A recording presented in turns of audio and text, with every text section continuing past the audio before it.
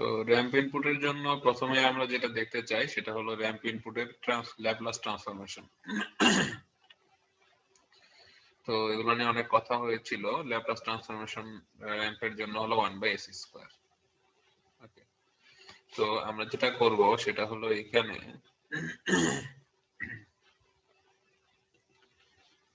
একটু জায়গা করে নেই।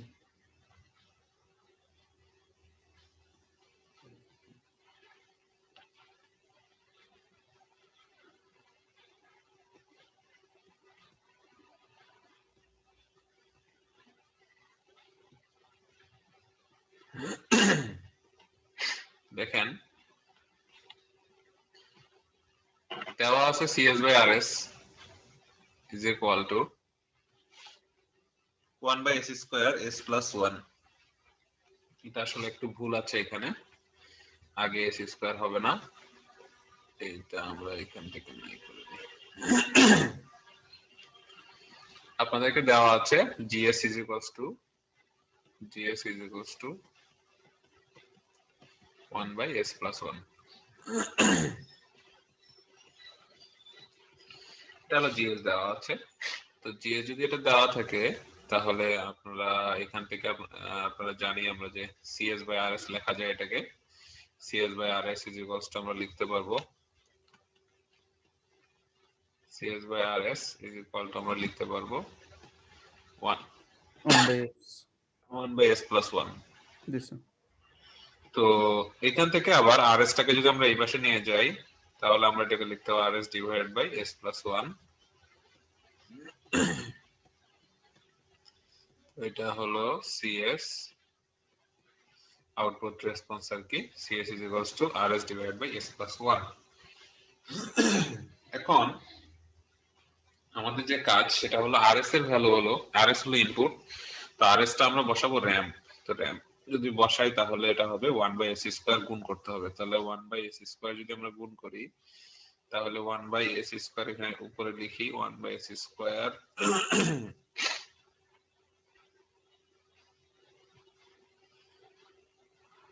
Divided by s+1। তো এরকম আসবে। তো এটাকে আবার আমরা যদি একটু সিম্পলিফাই করি তাহলে আসে হলো 1/s²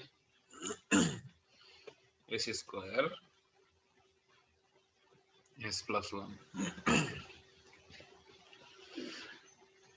এখন আমাদের কাজ এটা সেটাকে হলো এখান থেকে আমাদের ইনভার্স ল্যাপ্লাস ট্রান্সফরমেশন করে সিটি এর মান বের করতে হবে। সিটি তো আমরা জানি যে ইনভার্স ল্যাপ্লাস ট্রান্সফরমেশন করতে গেলে এই ধরনের ইকুয়েশন থাকলে আমরা এটাকে পার্শিয়াল ফ্র্যাকশন করে নেই। তো এখানে আমাদের পার্শিয়াল ফ্র্যাকশন করতে হলে আমাদের যে কাজটা করতে হবে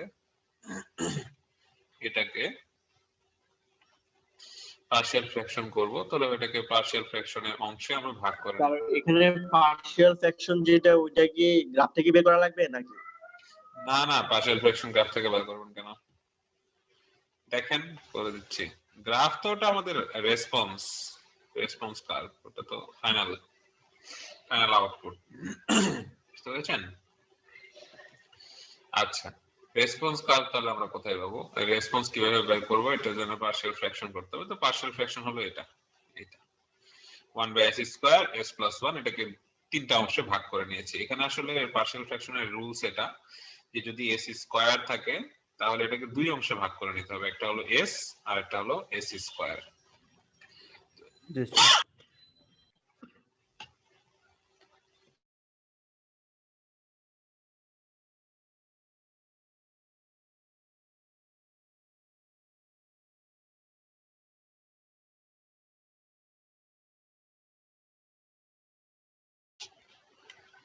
সরি, আমার আসলে একটু প্রবলেম হচ্ছে, এই জন্য ইয়ে করতে পারছিলাম না। যাই হোক, তো এটা হলো 1/s² +1 1/s² ইনটু s+1। এটাকে আমরা বলেছি যে s টাকে দুই ভাগে ভাগ করে নিব, একটা হলো s নরমাল আর একটা হলো s², আর হলো s+1 আলাদা করে। তো এই মানগুলো তো উপরে a b c করে লিখতে হয়। আমরা আগেরবার দেখেছিলাম যে যদি আমাদের 1/s ইনটু s+1 থাকে তাহলে আমরা যেটা করেছিলাম সেটা হলো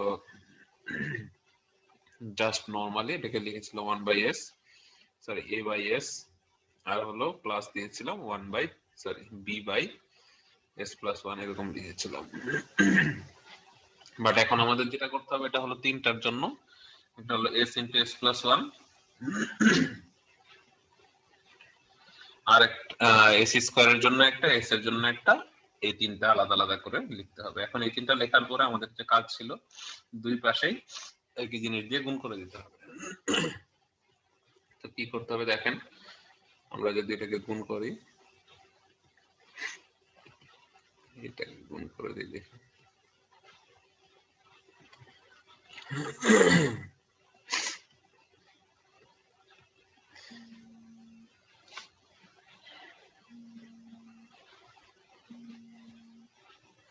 তো আমরা এটা এভাবে লেখা যায় 1/s স্কয়ার, এটা দিয়ে গুণ করে দিবেন চারপাশে, এইখানে আর ওই পাশে দুই পাশে গুণ করে দিবেন। এগুলা এখন না, আমি একটা মুছে দেই।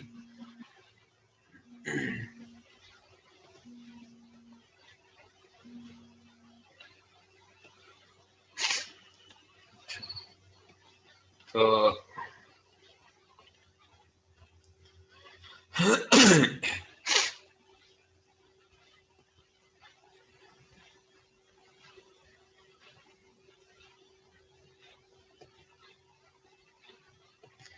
এখানে আমরা এখান থেকে শুরু করি। তো যদি আমাদের এটা এভাবে দেওয়া থাকে, দেখেন এস স্কয়ার, এটা S square S plus one দিয়ে আমরা দুই পাশে গুণ করে দেব, তাহলে এটা হয়ে যাবে 1 ইজ ইকুয়াল টু, এখানে আসবে এ, নিচে আছে এস, তাহলে দেখেন এখানে যদি এস থাকে তাহলে এর সাথে এই S square plus S square into S plus one গুণ করলে হবে S into S plus one, তারপরে আমাদের এর পরের অংশে এস স্কয়ার যদি গুণ করে দিই তাহলে হবে B into S plus one, তারপরে সি এস স্কয়ার। এখন এই ইকুয়েশন থেকে আমাদের যে কাজটা করে নিতে হবে সেটা হলো এখান থেকে আমাদেরকে এস এর মান কি বার করতে হবে, এ বি সি এর মান বের করতে হবে, তাই না? জি স্যার। আচ্ছা, যদি এ বি সি এর মান বের করতে চাই তাহলে কিভাবে বের করব? এস এর আগে মান বের করে নিতে হবে কোন একটা, তাই না? এস এর মান একটা ধরে নিতে হবে।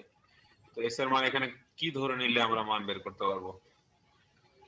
এখানে প্রথমে একটা জিরো ধরতে পারি, s ইকুয়াল টু 0। এস এর ভ্যালু 0 ধরে নিলে বেটার, প্রথমেই আমরা 0 ধরে নেই। s ইজ ইকুয়াল টু যদি আমরা 0 ধরে নেই তাহলে দেখেন তো এখান থেকে কি মান বের করা যায়।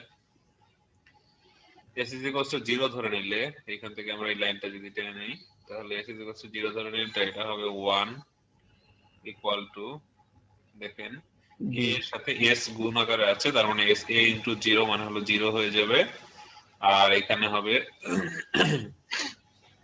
b ইনটু s প্লাস 1, তো b এর জায়গায় হবে b, তো থাকবে শুধু ভিতরে জায়গায় 0 প্লাস 1, তারপরে হবে c এর জায়গায় এখানে 0 হয়ে যাবে, কারণ c s স্কয়ার এখানে 0 হয়ে যাবে। তাহলে এখান থেকে আমাদের a b এর ভ্যালু কত আসলো বলেন? 1। b এর ভ্যালু আসলো 1, তো b ইজ ইকুয়াল টু 1 পেলাম আমরা। ওকে, এখন b এর ভ্যালু জানি। এখন এমন একটা ভ্যালু বের করেন যেটার জন্য অন্য একটা ভ্যালু বের করার চেষ্টা করি আমরা। এখন বলেন -1 s এর মান কি দেওয়া যায়? -1, হ্যাঁ -1 দিলে আরেকটা হবে। s এর ভ্যালু -1 দিলাম, তাহলে কি হবে বলেন? তাহলে s ইজ ইকুয়াল টু -1 দিলে আমাদের কোন ভ্যালুটা বের করা যায়? c ইকুয়াল -1, c ইকুয়াল 1 হবে। s এর ভ্যালুটা -1 দিলে এটা 0 হয়ে যাবে, তাহলে হবে 1, লিখে নেই 1 ইজ ইকুয়াল টু, এটাও 0 হয়ে যাবে, a এর সাথে b এর সাথে এটাও 0 হয়ে যাবে, কারণ -1 plus 1, -1 plus 1 is equal to 0। Sir বেরগুলো আপনি কিসের ভিত্তিতে নিয়েছেন? এটা কি স্যার গ্রাফের সাথে মিল করে নেওয়া লাগবে না?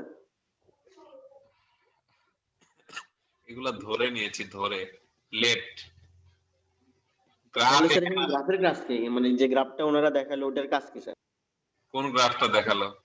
স্যার উপরে যে গ্রাফটা আছে। ওটা নিয়ে তো আমি এখনো কথা বলিনি, ওটা বলবো। ওটা হলো আমাদের রেসপন্স কার্ভ। ওটা কিসের মাধ্যমে দেওয়া আছে? এটা হলো দেখেন এখানে কি লেখা আছে, ramp response of first order equation system.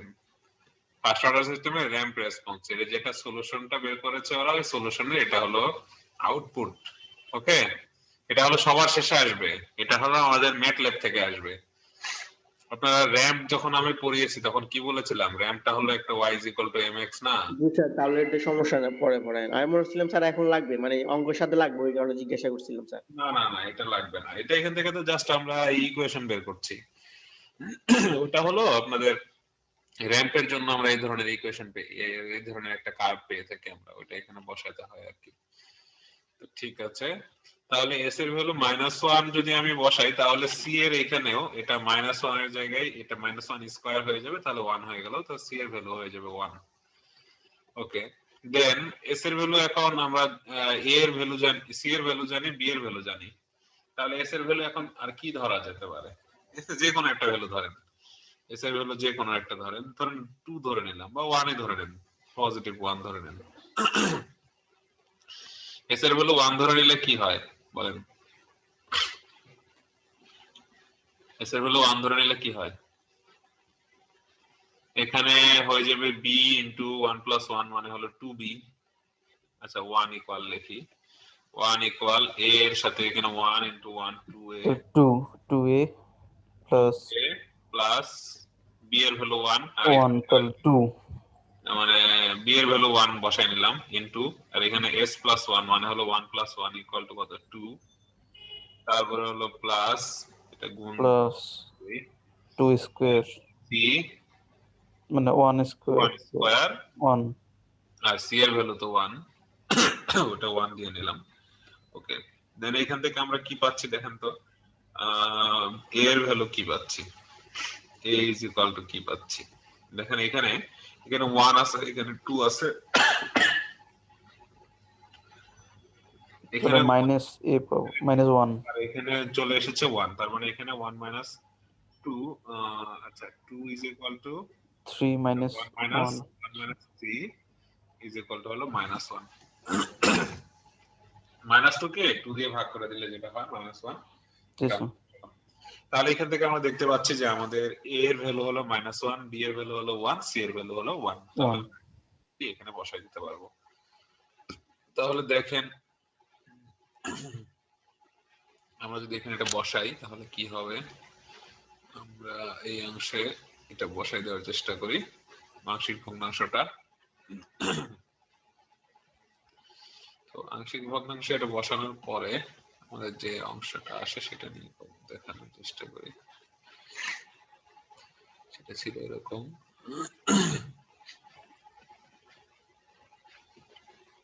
এরকম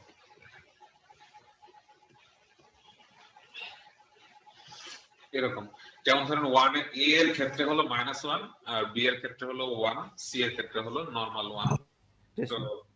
মানে ক্লাস 1 আর কি। এই ভ্যালুগুলো আমরা এখানে বসিয়ে দিলাম। তো এখন বসিয়ে দেওয়ার পরে আমাদের যে কাজটা করতে হবে সেটা হলো এদেরকে ল্যাপ্লাস ট্রান্সফরমেশন, এখন ইজিলি আমরা ল্যাপ্লাস ট্রান্সফরমেশন করতে পারবো, ইনভার্স ল্যাপ্লাস ইনভার্স ল্যাপ্লাস নিচে। হ্যাঁ, ইনভার্স ল্যাপ্লাস যদি করতে চাই তাহলে দেখেন এই 1/s এর ইনভার্স করেছে আমরা কি 1, তো মাইনাস আছে আগে থেকে এই জন্য 1 লিখলাম। ওকে, 1/s স্কয়ার এটা ক্ষেত্রে হলো র‍্যাম্পের ক্ষেত্রে আমরা লিখি সাধারণত t, জি স্যার। আর এটা আছে কি 1/s প্লাস 1, 1/s প্লাস 1 এর জায়গায় আমরা লিখি হলো e টু দি পাওয়ার কি লিখি বলেন, e to the power t, মানে হলো e to the power at হয় আসলে সাধারণত e to the power at হয় যদি এখানে 1/s 1 এরকম থাকে, 1/s প্লাস a যদি থাকে, 1 এর জায়গায় কিছু থাকলে a থাকে, হ্যাঁ 1/s প্লাস a যদি থাকে তাহলে আমরা এইখানে এটার জায়গায় আমরা t লিখি আর কি, সরি a লিখি এই 1 a এর জায়গায়, এই যে e to the power at, এখানে যদি 1 থাকে তাহলে এখানে a এর জায়গায় 1 বসাবে না, t তো আছে, এই হলো অবস্থা। তো এই হলো এইভাবে করে লিখতে হয় আর কি, এটা মাইনাস হবে, সরি এটা মাইনাস, যেহেতু এটা প্লাস আছে এটা মাইনাস হবে, আর যদি এখানে মাইনাস থাকে ওখানে প্লাস হবে আর কি। এই হলো আমাদের মোটামুটি এটা ল্যাপ্লাস ট্রান্সফরমেশন। তো এই করলেই আমাদের শেষ হয়ে গেল এটা। তো এখান থেকে আমরা যেটা পেলাম সেটা হলো এরকম -1 plus t plus e to the power minus t, এটা হলো আমাদের সলিউশন। এখন বলেন এরকম একটা সলিউশন আসলে এই যে ইকুয়েশনটা আসলো, এটা হলো আমরা যদি এই ইকুয়েশনটাকে যদি আমরা একটা ম্যাটল্যাবে প্লট করি, তাহলে দেখা যাবে যে এইরকম একটা আমাদের আসবে, এটাকে কি বলে, কার্ভ আসবে। তো এরকম কার্ভ গুলাকে বলা হয় সাধারণত র্যাম্পের জন্য কার্ভ। তো দেখা যাচ্ছে যে আসলে র্যাম্পের জন্য কার্ভ হলে এটা আপনাদেরকে আমি যদি একটু জুম করে দেখাই কার্ভটা কেমন হবে দেখেন।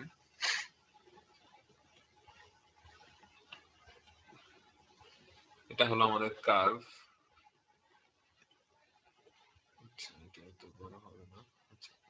দেখেন এটা র্যাম্প রেসপন্স আমাদের একটা। তো এখানে দেখা গেছে যে এটা 0 থেকে একটু উপরে উঠে গেছে, দেখেন এখান থেকে এই উপরে উঠে গিয়ে কার্ভটা এদিকে চলে গেছে। তো আসলে আমাদের র্যাম্প রেসপন্সটা যদি হয় র্যাম্পের এরকম, যেহেতু মূলবিন্দুগামী, এটা এরকম হওয়া উচিত ছিল, বুঝতে পেরেছেন? বাট আমাদের রেসপন্সে দেখলাম যে একটু আমাদের যে এইখান থেকে এখানে গিয়েছে, গিয়ে হলো উপরের দিকে উঠেছে। তো এখান থেকে একটু ডিস্টরশন হয়েছে আমাদের, এটা আসলে মেনে নেওয়া যায়, এটা সমস্যা নাই আর কি। তো এই অংশটুকু এরকম। তো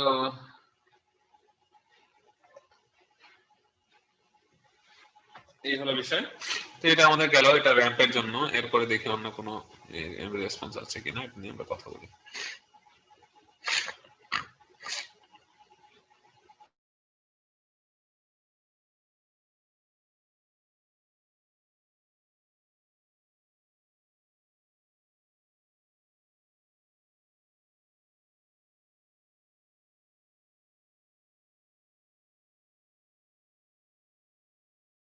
পরে যেটা ব্যবহার করেছে সেটা হলো আমাদের এই প্যারাবোলিক ইনপুট। তো প্যারাবোলিক ইনপুটের ক্ষেত্রে এখানে দেখলে বোঝা যাচ্ছে আপনাদের যে এখানে 1/s³ হবে। তো 1/s³ হলে আপনাদের দেখেন কয়টা আমাদের পয়েন্ট আসে সেটা নিয়ে আমরা কথা বলবো। এটা নিয়ে একটু দেখেই আমরা। তো সাধারণত এগুলা আমরা যেহেতু ফার্স্ট অর্ডার সিস্টেমের ক্ষেত্রে দেখতেছি, সেকেন্ড অর্ডার সিস্টেমের ক্ষেত্রে অনেক এগুলা অনেক বিশাল হয়ে যাবে, ওগুলো আমি দেখাতে পারবো না মনে হয় সময়। ওগুলো আপনাদেরকে আমি বই দিয়ে দেবো, বই থেকে দেখে নেবেন সেকেন্ড অর্ডার ডিসিশন। তো ওই সেকেন্ড অর্ডারের ক্ষেত্রে আমরা একটা সূত্র বলবো, ওই কিছু সূত্র বলবো, সূত্র দিয়ে সবগুলো ম্যাথ করা যায়, সূত্রগুলো দেখবো আর কি। তো এখানে দেখেন যে আমাদের র্যাম্প ইনপুট, এই আমাদের যে প্যারাবোলিক ইনপুটটা আছে, প্যারাবোলিক ইনপুটটা হয় এরকম, এটা আপনারা জানেন। এখানে যে ছবিটা দেখানো হয়েছে এটা আপনাদেরকে আমি জুম করে দেখাবো না, সমস্যা নাই। তো এখানে কিছু চেঞ্জ নিয়ে আসতে হবে। চেঞ্জ গুলো হলো যে আমাদের এই জিএসটা থাকবে না, এটা এখানে চলে যাবে, আর এইখানে আরএসও থাকবে না, এটা CS is equals to 1/s³ এটা হবে। তো এটা হলো আমাদের সূত্র। তো এটা থেকে আমাদের দেখা গেছে 1/s³ s ইনটু s+1, এখান থেকে আমাদের একটা এরকম একটা আংশিক ভগ্নাংশ তৈরি করতে হবে। তো ইনভার্স ল্যাপ্লাস নিয়ে তারপর শেষ করতে হবে। ওকে, দেন এটা আমরা একটু ভুলে যাওয়ার চেষ্টা করি। এখন এখানে যে কাজটা করতে হবে, আমরা একটু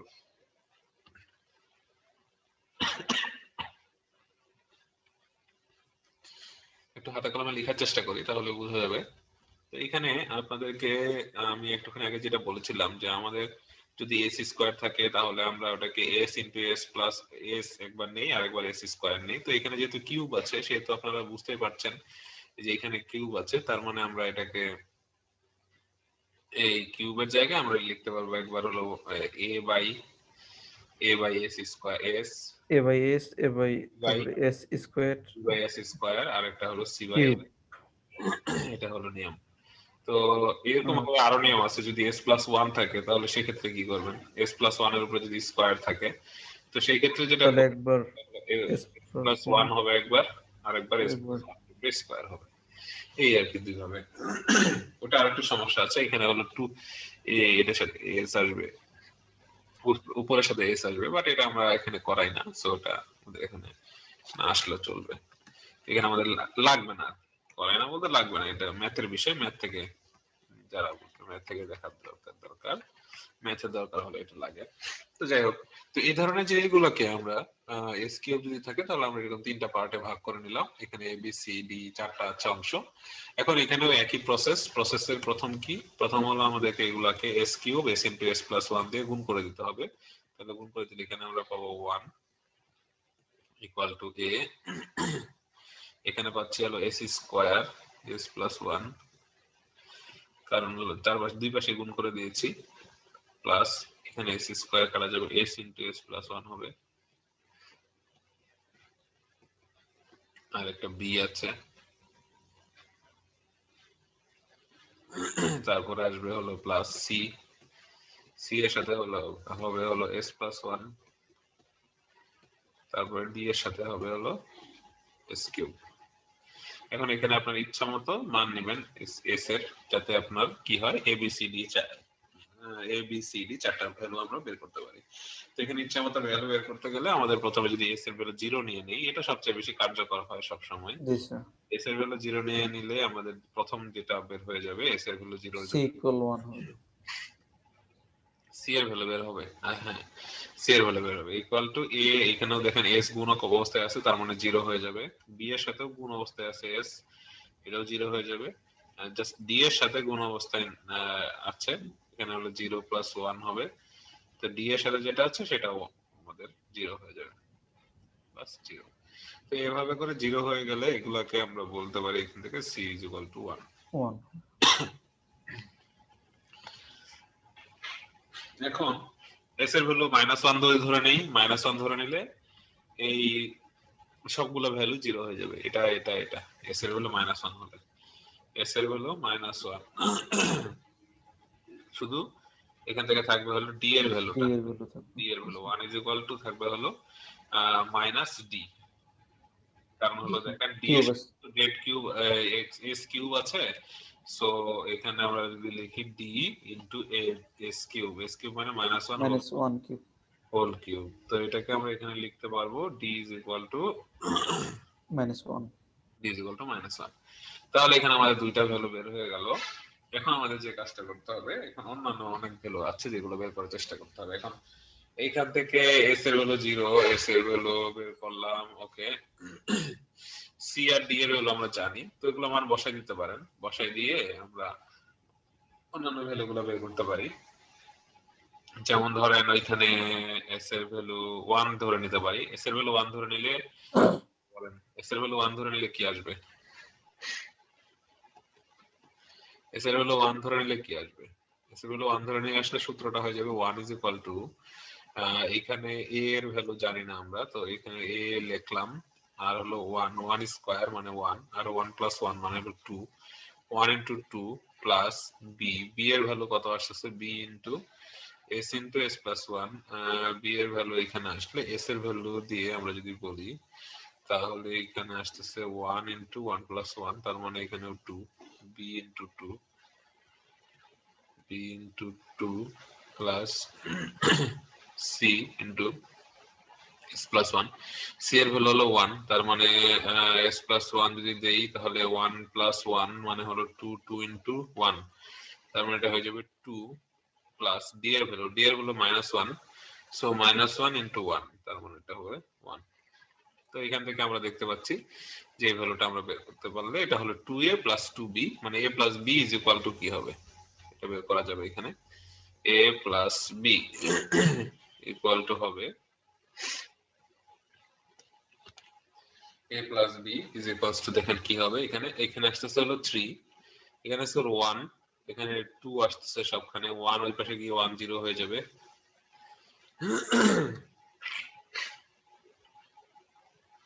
এখানে দেখেন 1 আছে, তো 1টা আমরা এই পাশে নিয়ে গেলাম, এটা এখানে 2 আকারে গুণ আকারে লিখি, ওকে।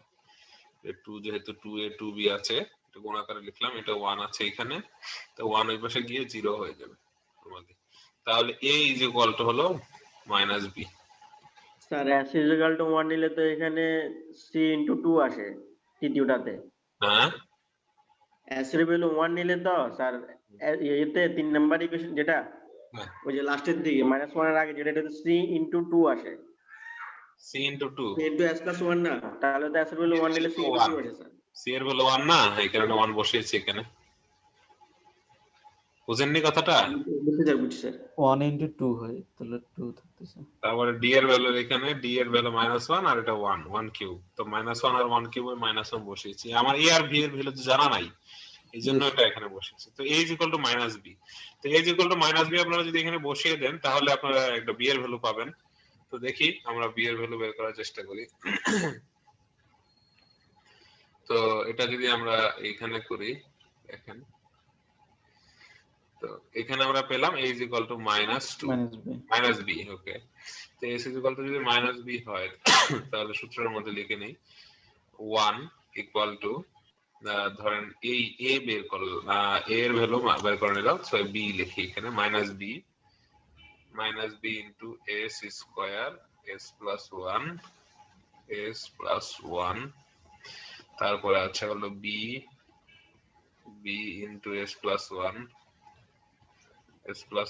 s স্কয়ার নাকি এখানে s plus 1 into s এটা গুণ আকারে দিলাম, তারপর এখানে হবে প্লাস, এগুলো আমরা জানি c এর ভ্যালু হলো 1, তাহলে এটা হলো s plus 1 দেন নরমাল s plus 1, আর b এর ভ্যালু হলো -1, তাহলে -s কিউব।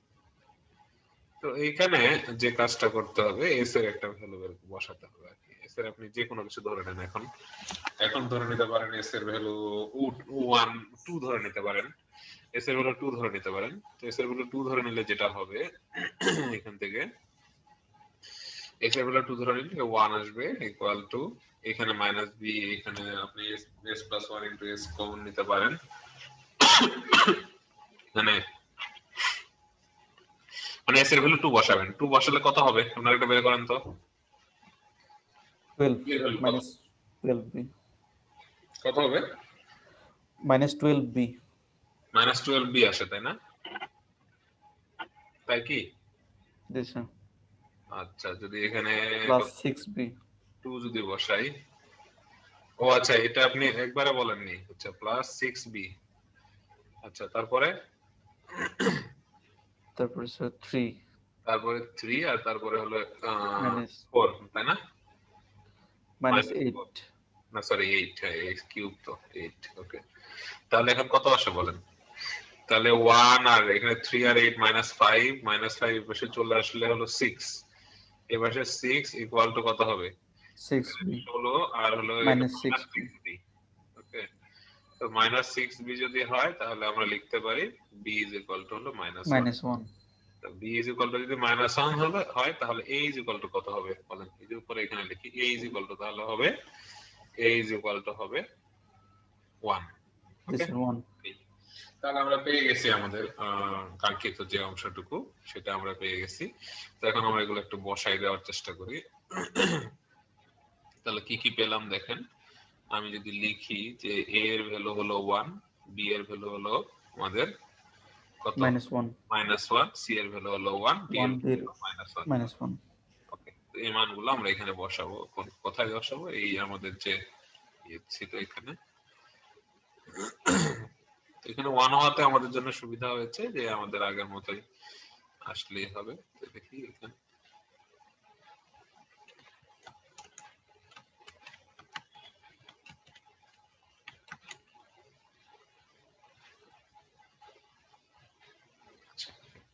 দেখেন এটা আমাদের আগের মতো চলে আসলো এই অংশটুকু। b এর ভ্যালু ছিল -1, a এর ভ্যালু ছিল 1/s 1 মানে 1/s minus 1/s square plus 1/s cube minus 1/s plus 1। এখন এইখানে আমাদের মানগুলো ইনভার্স ল্যাপ্লাস বসাতে হবে, ইনভার্স ল্যাপ্লাস বসালেই আমাদের কাজটা শেষ হয়ে যাবে। তো ইনভার্স ল্যাপ্লাসটা কি? ইনভার্স ল্যাপ্লাস হলো এরকম, ইনভার্স ল্যাপ্লাস দিলে আমাদের যেটা আসে সেটা আমরা একটু লিখি।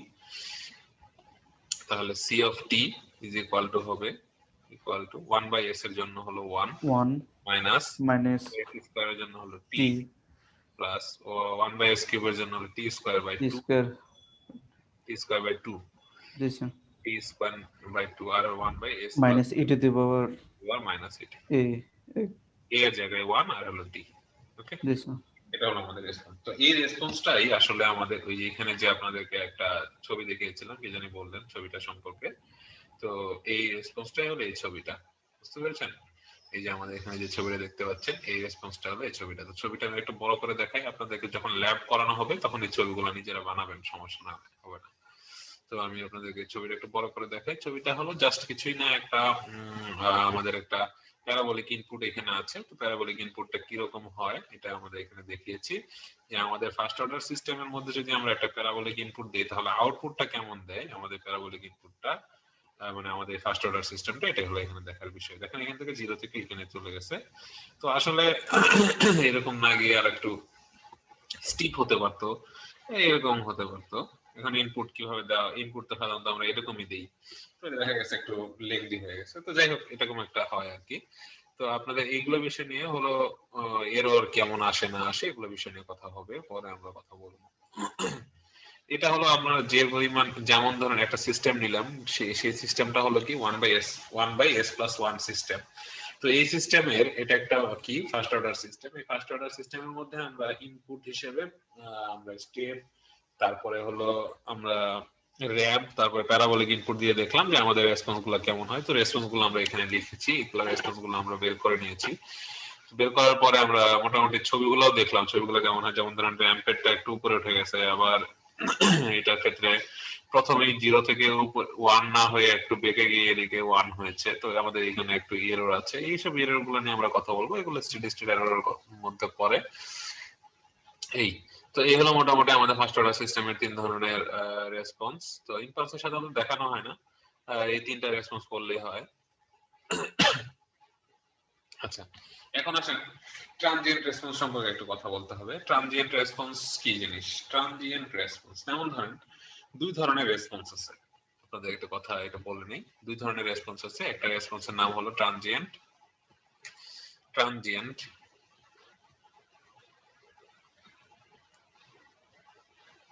আচ্ছা, আমি এটা ইতে লিখি তাহলে ভালো। একটা হলো ট্রানজিয়েন্ট রেসপন্স,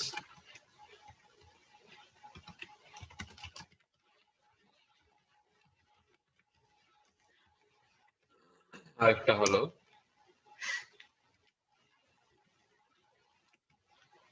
হলো আমাদের স্টেডি স্টেট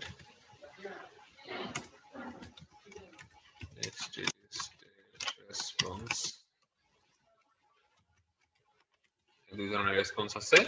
এই 2 ধরনের রেসপন্স, একটা ট্রানজিয়েন্ট রেসপন্সটা হলো খুব ক্ষণস্থায়ী, এটাকে বলা হয় temporary response is transient response. আর স্টেডি স্টেট রেসপন্স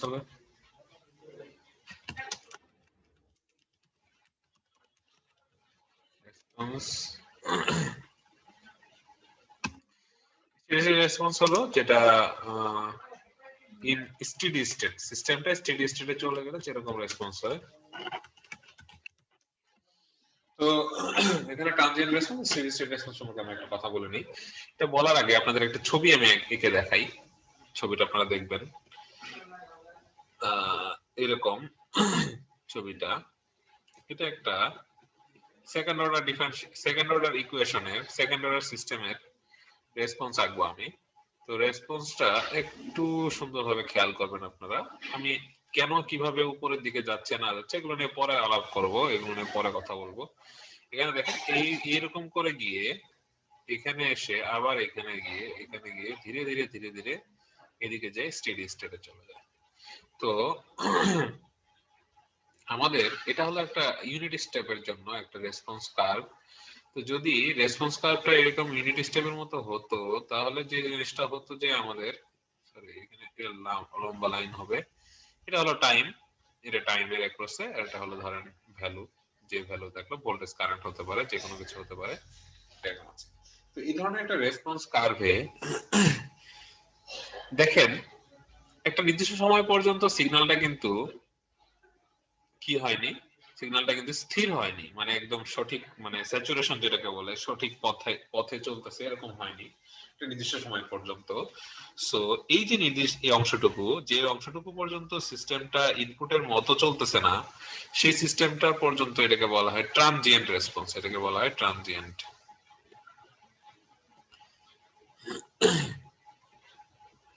স্যার আরেকবার একটু রিপ্লাই করেন।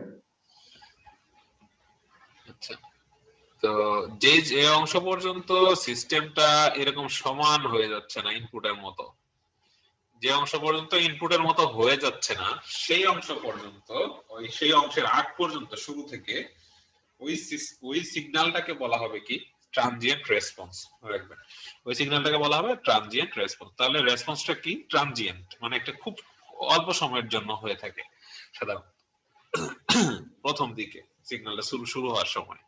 এরপরের যে অংশটা সেটাকে বলা হবে স্টেডি স্টেট রেসপন্স। ওকে, তো এটা কি পরিবর্তন আর হচ্ছে না, মানে স্টেডি স্টেট একবারে রেসপন্সটা হলো যেমন ধরেন আপনাকে এখন এইভাবে যদি বলি, আপনারা তো মেশিন পড়েছেন, তো মেশিনে যখন আমরা মোটরে একটা লোড বাড়াই তখন কি হয় বলেন তো? মোটরের লোড বাড়ালে কি হয়?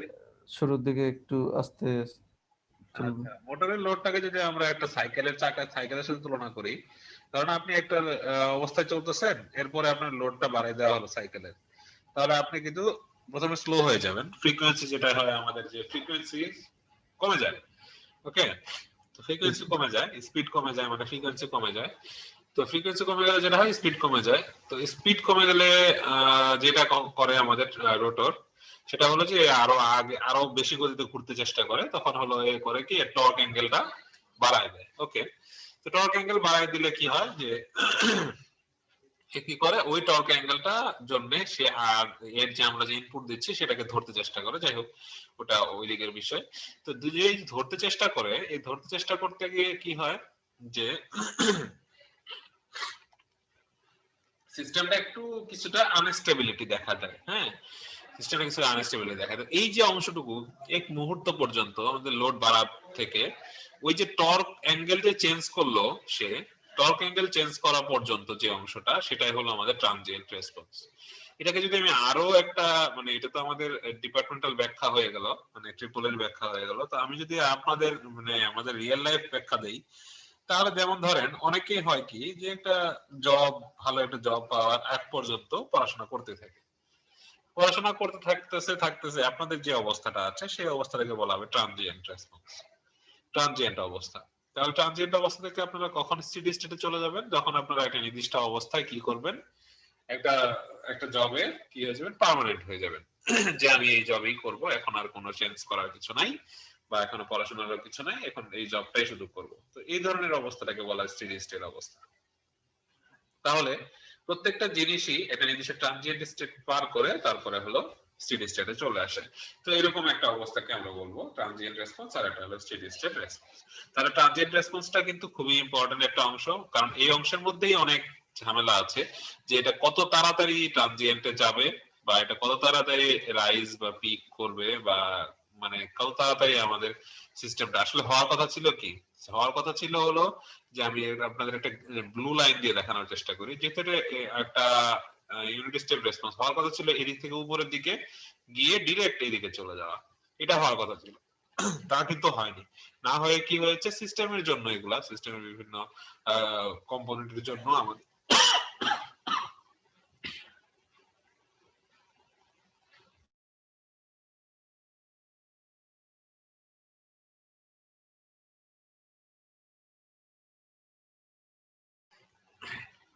আচ্ছা সরি তো সিস্টেমের জন্য যেটা হয় যে আমাদের ওরকম হয় না, এক এক সিস্টেমের জন্য এক এক রকম হয়। যেমন ধরেন ফার্স্ট অর্ডারের জন্য একরকম হয়, সেকেন্ড অর্ডারের জন্য একরকম হয়। তো এই সিস্টেমের জন্য আমাদের এই রেসপন্স কার্ভ গুলো একরকম দেখতেই পাচ্ছিলেন আপনারা যে আমরা যখন ফার্স্ট অর্ডার সিস্টেম পড়ালাম তখন আমাদের র্যাম্প ইউনিট স্টেপটা কেমন পেয়েছিলাম, এরকম পেয়েছিলাম, তখন কিন্তু আসলে উপরের দিকে চলে যায়নি। তো এটা হলো সেকেন্ড অর্ডারের ক্ষেত্রে এরকম হয়, সেকেন্ড অর্ডারের ক্ষেত্রে উপরের দিকে চলে যায়, আবার নিচের দিকে এরকম করে চলে আসে। ফার্স্ট অর্ডার সেকেন্ড অর্ডার যেটাই বলেন, প্রত্যেকটার ক্ষেত্রে ইউনিট স্টেপ, তারপরে র্যাম্প, তারপরে হলো প্যারাবোলিক, এই তিনটা ইনপুট আমরা ব্যবহার করব। সেকেন্ড অর্ডার সিস্টেমের ক্ষেত্রেও একই, ফার্স্ট অর্ডার সিস্টেমের ক্ষেত্রে একই। তো সেকেন্ড অর্ডার ফার্স্ট অর্ডারের মধ্যে কিছু একটু পার্থক্য আছে। ফার্স্ট অর্ডারের ক্ষেত্রে মোটামুটি দেখা যায় যে এগুলা নরমাল, এত বেশি ডিস্টরশন দেখা যায় না, বাট সেকেন্ড অর্ডারে একটু এরকম বেশি রকমের ডিস্টরশন বা ড্যাম্পিং দেখা যায়, এগুলো নিয়ে আমরা কথা বলবো পরে। তো এই হলো আমাদের ট্রানজিয়েন্ট রেসপন্স আর হলো স্টেডি স্টেট রেসপন্স। তো দুটো রেসপন্সের মধ্যে স্টেডি স্টেট অবস্থায় দেখেন আবার একটা প্রবলেম আছে, যে আমাদের যা মেইন আমাদের স্টেডি স্টেটটা কি ডিসি আকার হয়ে যাবে, মানে যখন ট্রানজিয়েন্টের পরে হবে? এটা ডিসি বলা যায় না আসলে, আপনাদেরকে ডিসি বলা যায় না। যেমন ধরেন এটা তো গেল ইউনিট স্টেপের ক্ষেত্রে মনে হচ্ছে আপনার কাছে ডিসি, বাট অন্যান্য গুলোর ক্ষেত্রে তো ডিসি হবে না। কথাটা বুঝতে পেরেছেন? যে ইউনিট স্টেপের ক্ষেত্রে আপনাদের এরকম মনে হচ্ছে যে ডিসির মতো আউটপুট হয়ে গেল, তো অন্যান্য গুলোর ক্ষেত্রে হবে না। কিরকম ভাবে হবে না আপনাদের একটু আমি দেখাই। যেমন ধরেন একটা স্টেডি স্টেট রেসপন্স আপনাদেরকে আমি দেখাই। ধরেন এটা যদি আমি বলি, এটা ধরেন আমাদের একটা ইউনিটি র্যাম্পের, এটা হলো আমাদের অরিজিনাল, এটা হলো ইনপুট। এখন আউটপুট যেটা পেয়েছি রেসপন্স, এটা আমি ব্লু লাইন দিয়ে দেখানোর চেষ্টা করছি। এটা হলো আউটপুটটা পেয়েছিলাম এখান থেকে এখানে গেছে, আবার এখান থেকে এখানে গেছে, ঠিক আছে। এখানে গিয়ে আবার ধরেন এরকম যাওয়া শুরু করছে, তখন আবার এই এর মতোই যাচ্ছে, কি ইনপুটের মতো। তাহলে এখানে আমাদের বলা যায় যে এর স্টেডি স্টেট ট্রানজিয়েন্ট কতটুকু আছে বলেন। আমি ধরে নিই, যদি এই পর্যন্ত যদি ধরে নিই যে এই অংশটুকু পর্যন্ত ধরে নিন, আমার বলে দেওয়া থাকবে, অনেক সময় পাওয়া যায় একটা একটা ইকুয়েশন আছে, ওই ইকুয়েশনের মাধ্যমে দিলে আমরা বুঝতে পারবো যে কোন সময় পর্যন্ত, এটা তো টাইম, কোন সময় পর্যন্ত আমাদের স্টেডি স্টেট অবস্থা থাকতেছে, স্টেডি স্টেট অবস্থা কোন সময় পর্যন্ত থেকে শুরু হবে, অথবা ট্রানজিয়েন্ট কোন অবস্থা পর্যন্ত থাকতেছে, এটা আমরা এখান থেকে বের করতে পারবো। সময় দেওয়া থাকে প্রত্যেকটা ইয়ের জন্যই, প্রত্যেকটা অর্ডার ইকুয়েশনের জন্য, ফার্স্ট অর্ডার হতে পারে, সেকেন্ড অর্ডার হতে পারে, এই সিস্টেমের জন্য এরকম একটা ইকুয়েশন আছে আমাদের, ওগুলো আমরা বের করব সামনে। তো এটা, তো এখন দেখেন এখানে কিন্তু এখান থেকে শুরু করে এই পর্যন্ত কিন্তু রেসপন্স আমাদের কি, এটা হলো কি আমাদের ট্রানজিয়েন্ট রেসপন্স। তাই এরপরে কিন্তু স্টেডি স্টেট শুরু হয়েছে। এখন কি এটাকে আমরা বলবো ডিসি, বলেন তো, এটাকে ডিসি বলা যাবে? এটা কিন্তু সবসময় উপরের দিকে উঠতেছে, এটা কিন্তু ডিসি বলা যাবে না। সো এই জন্যই হলো কথাটা যে আসলে ডিসি না, এটা হলো যে আমাদের ইউনিট স্টেপের জন্য মনে হচ্ছে ডিসি, কিন্তু আসলে এটা ডিসি না। ডিসি না বলে এটাকে বলা হবে যে ওই সিস্টেমের ইনপুটের মতো হয়ে যাওয়া আর কি, কিছুটা স্যাচুরেশনে চলে আসা, এটাকে বলা হবে স্টেডি স্টেট হয়ে যাওয়া, মানে স্থির হয়ে যাওয়া। ওটা নড়াচড়া করবে না, যেটা ইনপুট আমরা দিয়েছিলাম ওইরকমই আউটপুট পাওয়া যাবে। কিছুটা কিছুটা এরর থাকে ওই স্টেডি স্টেট অবস্থায়, যে এররটা পাওয়া যায় আমাদের ধরেন ইনপুট এবং আউটপুটের মধ্যে, সেই এররটাকে বলা হবে কি জানেন, স্টেডি স্টেট এরর। মনে রাখবেন, এটাকে বলা হবে স্টেডি স্টেট এরর। তাহলে স্টেডি স্টেট এরর কাকে বলে? স্টেডি স্টেট এরর হলো যে আমাদের স্থির অবস্থায়, আমাদের স্টেডি স্টেট অবস্থায়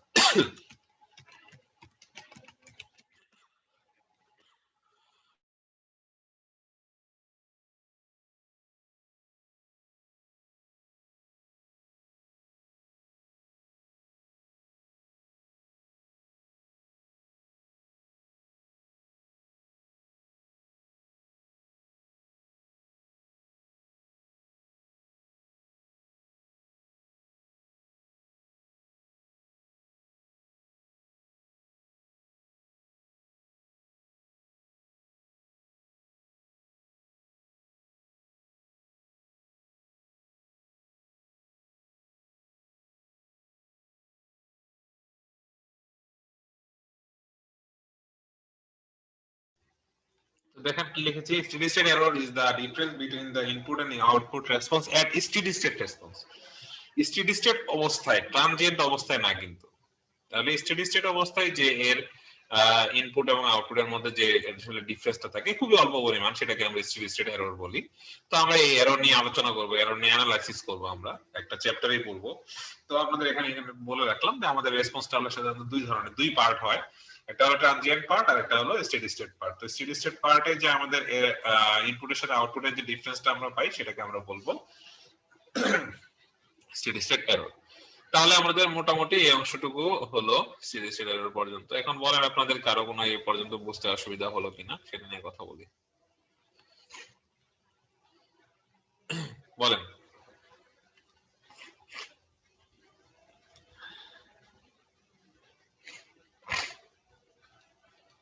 আপনারা এখানে লেখা দেখলেই বুঝতে পারতেছেন যে হোয়াট ইজ ট্রানজিয়েন্ট রেসপন্স।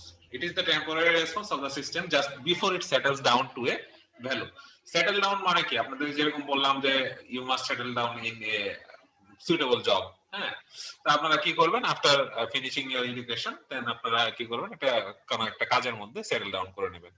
তো এই যে অবস্থাটা থাকবে সেই অবস্থাটাকে আমরা বলতে পারতেছি এখানে টেম্পোরারি রেসপন্স, যে আমরা একটা নির্দিষ্ট অংশে পড়াশোনা করতেছি, এটা একটা টেম্পোরারি রেসপন্স। তারপরে ধরেন 30-40 বছর চাকরি করব বা জব করব আল্লাহ বাঁচায় রাখলে, তো সেটা হলো আরেকটা আমাদের পরের অংশ, সেটাকে বলা হবে স্টেডি স্টেট অবস্থা। তো এই দুই ধরনের অবস্থাকে আমরা ফার্স্ট অর্ডার সিস্টেমে আসলে আমাদের কি কি অ্যানালাইজ করে থাকি রেসপন্স থেকে, কোন একটা রেসপন্স থেকে আমরা কি কি অ্যানালাইসিস করে থাকি। যেমন ধরেন এইখানে আমরা যদি এটার ক্ষেত্রে বলি, এই যেটা এটা একটা ইউনিট স্টেপ ফাংশন। তো এটার ক্ষেত্রে বলা হয়েছে, একটু এটা দেখাই আপনাদের, পাওয়ার কথা ছিল আমাদের এইখান থেকে 0 থেকে উপরের দিকে উঠে 1 পর্যন্ত উঠে এদিকে চলে যেতে, বাট এটা কিন্তু আমাদের হয়নি। দেখেন আমাদের কিন্তু এটা ধীরে ধীরে উঠেছে। এখানে থেকে উঠে ডিরেক্ট উপরের দিকে উঠে এইদিকে যাওয়ার কথা ছিল, না উঠে এখান থেকে ডিরেক্ট এরকম বাঁকা হয়ে এদিকে চলে গেছে। তো এটা হওয়ার কারণে দেখা গেছে যে এখানে আমাদের কেন হলো, এই কতটুকু পর্যন্ত গেল, এই অবস্থায় গিয়ে সেটেল হয়েছে, এই অবস্থায় গিয়ে সেটেল হয়েছে, তাই এটাকে বলা হয় সেটলিং টাইম। কত অবস্থায় সেটেল হয়েছে, টিএস সেটলিং টাইম। আবার এখানে রাইজ করেছে কতটুকু, কত দ্রুত রাইজ করেছে। যেমন ধরেন দ্রুত রাইজ করলে হয়তো কি এরকম করে যে যদি এদিকে চলে যেত তাহলে বুঝতাম যে আমাদের সিস্টেমটা অনেক বেশি দ্রুত রাইজ করেছে, বাট এখানে কিন্তু রাইজ করতে একটু সময় নিয়েছে। তাহলে আমরা এখানে বলবো রাইজ টাইম আছে, পিক টাইম আছে, এগুলো নিয়ে আমরা কথা বলবো যে কত অংশ পর্যন্ত গিয়ে রাইজ করেছে, 0 থেকে 90% উঠতে কেমন সময় লেগেছে, এগুলো নিয়ে আমরা এখানে অ্যানালাইসিস করি একটা সিস্টেম থেকে, সিস্টেমের রেসপন্স থেকে। তাহলে দেখেন সিস্টেমের রেসপন্স আমরা বের করা শিখেছি, এখন বের করা শিখবো সিস্টেমের কত দ্রুত এটা কি করবে, আমাদের স্টেডি স্টেট অবস্থায় যাবে বা সেটেল হবে, সেগুলো নিয়ে আমরা এখন কথা বলবো। তো এখানে দেখা গেছে আমাদের ফার্স্ট অর্ডার সিস্টেম এবং সেকেন্ড অর্ডার সিস্টেম, দুইটা সিস্টেম আমরা ব্যবহার করব। দুই সিস্টেমের ক্ষেত্রে কোনটা কেমন ধরনের রেসপন্স আমাদের করবে সেটা নিয়ে হলো আমাদের অ্যানালাইসিস হবে। তো অ্যানালাইসিসের মধ্যে আসলে আমরা কি বের করব যে কোনটা কত দ্রুত সময়ে কি হলো আমাদের রেসপন্সটা আমাদের 0 থেকে 90% গেল, অথবা আমাদের কত দ্রুত সেটেল হলো রেসপন্সটা, এসব জিনিসগুলো নিয়ে আমরা কথা বলবো। তো এখানে আরেকটা জিনিস আছে টাইম কনস্ট্যান্ট। টাইম কনস্ট্যান্ট আপনারা জানেন যে আমাদের যদি একটা আমরা যদি ইয়ের কথাই বলি, ক্যাপাসিটরের কথাই বলি, সেটা হলো কত দ্রুত আপনার চার্জ হবে আর কত দ্রুত, হ্যাঁ বলেন। আচ্ছা, কত দ্রুত একটা ক্যাপাসিটর যত দ্রুত চার্জ হবে তার 63.7 বা এই ধরনের পার্সেন্ট যাইতে বা চার্জ ডিসচার্জ হতে যে সময় লাগে। হ্যাঁ, ওই চার্জিং আর ডিসচার্জিং এর ক্ষেত্রে যেটা হয় যে রেজিস্ট্যান্স দিয়ে আমরা করে থাকি ওই আর আর সি দিয়ে।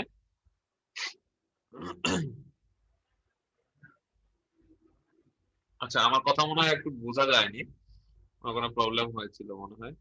তো যাই হোক, নেটওয়ার্কে একটু প্রবলেম করতেছে মাঝে মাঝে স্যার মানে ছাড়া আসতেছে। আচ্ছা আচ্ছা, হতে পারে এই সময়টাতে একটু। আচ্ছা, তো এই তিনটা জিনিস নিয়ে আমরা কথা বলবো আর কি, টাইম কনস্ট্যান্ট, রাইজ টাইম আর হলো সেটলিং টাইম। রাইজ টাইম মানে কত দ্রুত রাইজ করতেছে আমাদের সিগন্যালটা, সেটা নিয়ে কথা বলবো। আর সেকেন্ড অর্ডার সিস্টেম আর একটু বেশি জিনিস নিয়ে কথা বলবো, ওগুলো নিয়ে আমরা পরে আসছি। তো এখানে টাইম কনস্ট্যান্ট বা রাইজ টাইম সেটলিং টাইম কি জিনিস, ওগুলো নিয়ে দেখবো। তো এগুলা আর বের করবো না আমরা, মুখস্থ কিছু সূত্র আমরা দেখবো, সূত্রগুলো ব্যবহার করব বিভিন্ন জায়গায়। কারণ হলো দেখা গেছে যে এগুলো বের করতে গেলে আমাদের আসল কাজ হবে না। তো এখানে যে জিনিসটা হলো আমি আপনাদেরকে বলতে যাচ্ছি, সেখানে অনেক সময় এই বিভিন্ন জবের পরীক্ষাগুলোতে এই জিনিসটা দেয় যে বিভিন্ন ফার্স্ট অর্ডার সিস্টেমে রাইজ টাইম, তারপরে হলো টাইম কনস্ট্যান্ট, তারপরে হলো সেটলিং টাইম কেমন, এগুলা সম্পর্কে মানে ইয়ে আসে, তো ম্যাথ আসে, সেগুলো আমাদেরকে বের করতে বলে। তো আমি এগুলা সম্পর্কে এগুলা দেখাতে যাচ্ছি না।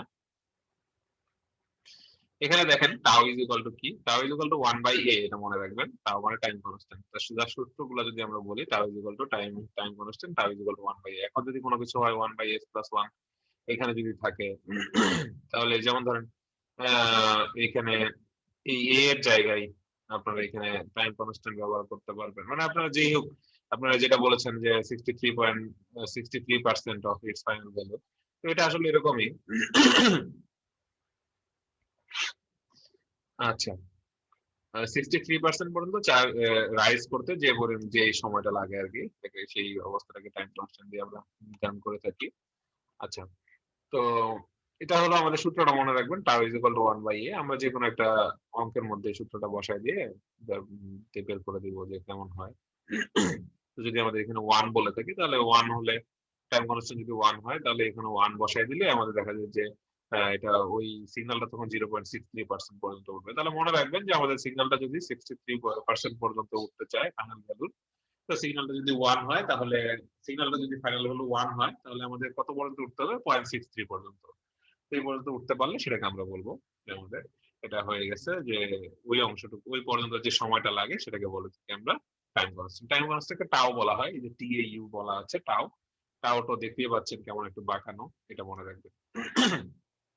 তো টাইম কনস্ট্যান্ট অংশটা মনে রাখবেন। তারপরে আসেন এখানে, এখানে দেওয়া আছে যে আমাদের ফার্স্ট অর্ডার সিস্টেমের রেসপন্সটা কেমন হয়, রেসপন্সের প্রত্যেকটা অংশ দেওয়া আছে। এখানে যেমন rise time TR, rise time হলো 0% থেকে আপনার অনেক সময় বলা হয় 10% থেকে 90% পর্যন্ত, অথবা 0% পর্যন্ত, 0% থেকে 9.9% পর্যন্ত হয়।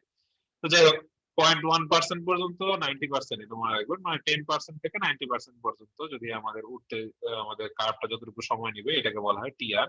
এটা দেখানোই আছে এখানে, এই যে 0.1 এখান থেকে শুরু করে এই কত পর্যন্ত 0.9 পর্যন্ত উঠতে যে সময় লাগে সেটাকে আমরা বলতেছি টাইম TR, মানে রাইজ টাইম। TR তে বলা হয় রাইজ, আর টাইম তো রাইজ টাইম বলা হয়।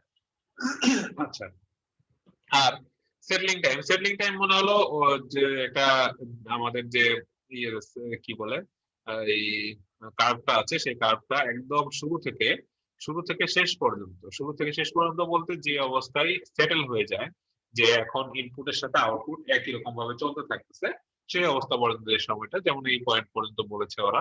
তো আমি যদি এখানে একটু লাইন টেনে নিই তাহলে আপনারা হয়তো ভালো বুঝতে পারবেন। এখানে 1 থেকে যদি আমি এদিকে লাইন টেনে নিই, স্টেপ একটা রেসপন্স টেনে নিই, আচ্ছা এখানে না দিয়ে একটু নিচে দিই তাহলে বুঝতে পারবেন। এরকম একটা যদি হয় তাহলে দেখেন এখন এখানে গিয়ে কিন্তু আউটপুটটা কিন্তু আর এত বেশি চেঞ্জ হচ্ছে না, আউটপুটটা কিন্তু এইদিকে চলতেছে, এরকম করে চলতেছে আর কি। তো এই অবস্থাটাকে আমরা, এই পয়েন্টটাকে বলতেছি আমরা আমাদের সেটলিং, মানে স্টেডি স্টেট পয়েন্ট আর কি, যেখান থেকে শুরু হয়েছে। তো এই 0 থেকে স্টেডি স্টেট পয়েন্ট পর্যন্ত যে আমাদের যে সময়টা লাগবে সেটাকে বলবো আমরা TS। এই যে TS বা সেটলিং টাইম বলা হয় এটাকে।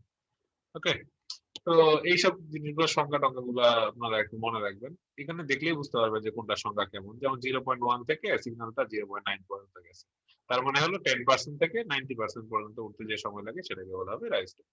তাহলে আমাদের টাইম কনস্ট্যান্ট কোনটা? টাইম কনস্ট্যান্ট হলো এই যে 1/a যেটা আছে, এই যে 0.63% যদি আমরা যাই ফাইনাল ভ্যালু, তাহলে এই পয়েন্টটাকে বলা হবে রাইজ টাইম, সরি আমাদের টাইম কনস্ট্যান্ট। ওকে, আর যদি 0 থেকে শুরু করে আমাদের যতক্ষণ পর্যন্ত সেটেল না হচ্ছে তার আগ পর্যন্ত যে সময়টা সেটাকে বলা হয় আমাদের সেট। তো এই জিনিসগুলো মনে রাখতে হবে। আচ্ছা, তো এখানে দেখেন রাইজ টাইম নিয়ে কথা হয়েছে। রাইজ টাইম হলো যা সূত্রে আমাদের যেটা আছে ফার্স্ট অর্ডার সিস্টেমের জন্য, এটা মনে রাখবেন, এটা হলো 2.2 ডিভাইড বাই a, এটা মনে রাখবেন। 2.2 ডিভাইডেড বাই a মুখস্থ রাখবেন এটা। হ্যাঁ, এটা মুখস্থ। সেকেন্ড অর্ডার সিস্টেম এখানে একটু আলাদা হবে। তাহলে এখানে আমরা পেলাম time constant is equal two 1/a, আর হলো এখানে আছে TR টাইম, যে rise time is equal two হলো 2.2 ডিভাইড বাই a। জাস্ট আমাদের এখানে এত কিছু দরকার নেই, এগুলা আপনারা যে জিনিসগুলো আমি জাস্ট বলে যাচ্ছি সেগুলো মনে রাখার চেষ্টা করবেন। আমাদের এই শীটে এই অংশটা আমাদের লাগবে, এই অংশটা লাগবে, এগুলো দেখতে পারেন, আপনি দেখলে সমস্যা নেই, একই জিনিস। আচ্ছা, তো এরপরে আসি আমি, এই সূত্রটার মধ্যে মনে রাখবেন 2.2 ডিভাইড বাই a, এটা মনে রাখতে হবে। ওকে, এখানে কেন করেছে, এটা হলো 0.0, এটা হলো 90% এর জন্য, এটা হলো 0% এর জন্য, 10% এর জন্য আমাদের ইয়া, এটাকে বলা হয় ঢাল। স্লোপ নিয়ে এদিকে বিয়োগ করে দিয়ে আমাদের এই মান বের করেছে 2.2 ডিভাইড বাই a। তো ওই কারণে আমি ওইটা একদম ডিরেক্ট মনে রাখতে বললাম 2.2 ডিভাইড বাই a। যদি অঙ্কে আসে এরকম ভাবে লিখে দিবেন। অনেক সময় অঙ্কে আসে 1 ডিভাইড বাই s প্লাস 5, এই এটার মধ্যে আমি যদি এখন ইয়া দেই তাহলে আমার কেমন রাইজ টাইম পাওয়া যাবে না পাওয়া যাবে এসব জিনিসগুলো এখান থেকে কোশ্চেন আসতে পারে। তখন কোশ্চেন অ্যান্সার এখানে বসাই দিবেন, এর ভ্যালু হলো 5, বসাই দিলে শেষ। বাট এই জিনিসগুলো কিন্তু মনে থাকে না, সূত্র কিন্তু পরীক্ষার হলে গিয়ে কিন্তু আপনাকে এগুলো বের করে নিয়ে আপনার করা সম্ভব না। এই সূত্রগুলো মনে রাখতে হবে। আচ্ছা, সেটলিং টাইম বলছে, সেটলিং টাইম হলো যে ওই যে ফাইনাল ভ্যালু 2% এর মধ্যে, মানে হলো 98% বা 99% এর মধ্যে যদি চলে যায় তাহলে ওই পর্যন্ত যে সময়টা থাকে তাকে বলা হবে আমাদের সেটলিং টাইম। তো সেটলিং টাইম t কি 4/a, মনে রাখবেন t 4/a, এটা হলো settling time. Settling time t 4/a, এটা মনে রাখতে হবে। আর সূত্র অবশ্যই এটা মনে রাখবেন যে আমাদের এটা আসলে সেটলিং টাইম কখন বলি আমরা, সেটাকে বলা হচ্ছে ts. তো মোটামুটি এখানে আমাদের এই একটা জিনিস শেষ হয়ে গেল। এখন আমরা একটা রেসপন্স যদি দেখি এখান থেকে দেখেন, আচ্ছা এটা সেকেন্ড অর্ডার সিস্টেমের রেসপন্স দেখিয়েছে। তো আমরা ম্যাথে চলে যাই একটু, আমাদের ম্যাথ বলতে আমাদের আমি যে আপনাদের শীট দিয়েছি সেই শীটের ম্যাথে চলে যাই। দুইটাই শীট আছে, একটা হলো টাইম রেসপন্সের থিওরি আপনাদেরকে একটু আমি যে আগে যেটা বললাম, আর এটা হলো টাইম রেসপন্সের ম্যাথ। সো এটা নিয়ে কনফিউজ হওয়ার কিছু নাই, এখান থেকে আপনি ম্যাথ পড়বেন আর ওইখান থেকে থিওরি পড়বেন, কারণ ম্যাথ মানে এটা বই, বই আপনারা যদি ব্যবহার করেন তাহলে আমার আর এই শীট দরকার নাই, আপনি ফার্স্ট শীট পড়বেন আর এই বই পড়বেন, এই বই থেকে ম্যাথ পড়বেন। চ্যাপ্টার 8 এর স্যার না? বলেন চ্যাপ্টার 8 এর? চ্যাপ্টার 8 বলতে চ্যাপ্টার 2, 8 কেন? চ্যাপ্টার 2। হ্যাঁ, চ্যাপ্টার 2 তে সব ধরনের রেসপন্স আছে, আপনাদের আমি বলছি, আর এটা হলো আমাদের আমি সবগুলো এই জিনিসগুলোকে আলাদা আলাদা করে নিয়ে দেখানো আর কি এখানে প্রত্যেকটা জিনিসকে, ওকে, আর কিছু না। তো চ্যাপ্টার 2 তে আপনারা সব পাবেন। আর হলো আমি আপনাদেরকে প্রথমেই বলে নিয়েছিলাম যে আমাদের এই অংশটুকুর দুইটা শীট হবে, একটা শীট হলো টাইম রেসপন্সের লেকচার, মানে যেটা থিওরি, আর একটা হলো টাইম রেসপন্সের হলো আমাদের কি বলে ম্যাথ, দুইটা ম্যাথ জিনিস হবে। তো থিওরির মধ্যে আমি কিছু জিনিস, এই ম্যাথের মধ্যে কিছু থিওরি চলে এসেছে, যাই হোক ওগুলো দরকার নেই, আপনারা আমি যেখান থেকে পড়াচ্ছি সেখান থেকে বললেও হবে। যেমন ধরেন এখানে আমরা এটা শুরু করেছি, আমি আপনাদেরকে একটা ফার্স্ট অর্ডার সিস্টেমের ম্যাথ আমি যদি দেখাই,